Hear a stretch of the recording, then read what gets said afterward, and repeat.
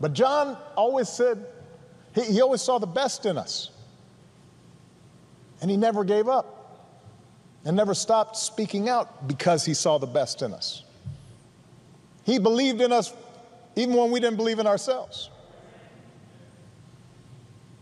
And as a congressman, he didn't rest. He kept getting himself arrested. As an old man, he didn't sit out any fight. Sat in all night long on the floor of the United States Capitol. I know his staff was stressed.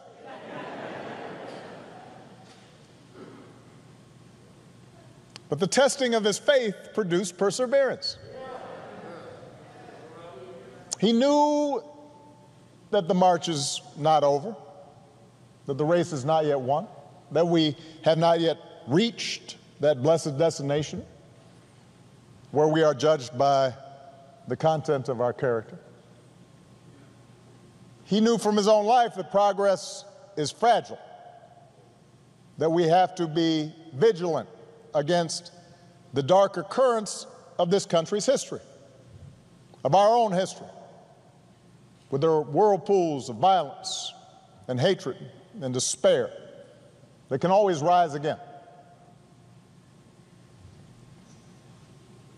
Bull Connor may be gone, but today we witness with our own eyes police officers kneeling on the necks of black Americans. George Wallace may be gone, but we can witness our federal government sending agents to use tear gas and batons against peaceful demonstrators.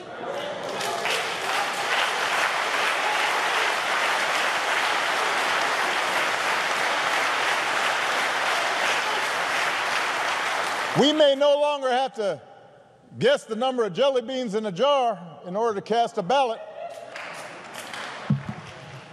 But even as we sit here, there are those in power who are doing their darndest to discourage people from voting by closing polling locations and targeting minorities and students with restrictive ID laws and attacking our voting rights with surgical precision, even undermining the Postal Service in the run-up to an election that's going to be dependent on mail-in ballots so people don't get sick.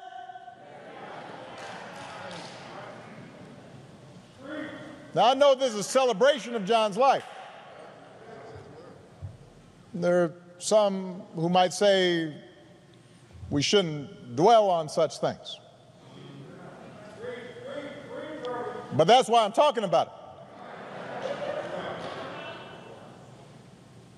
John Lewis devoted his time on this earth fighting the very attacks on democracy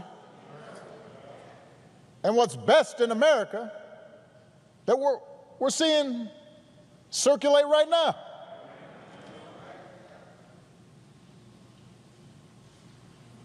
He knew that every single one of us has a God-given power, and that the fate of this democracy depends on how we use it.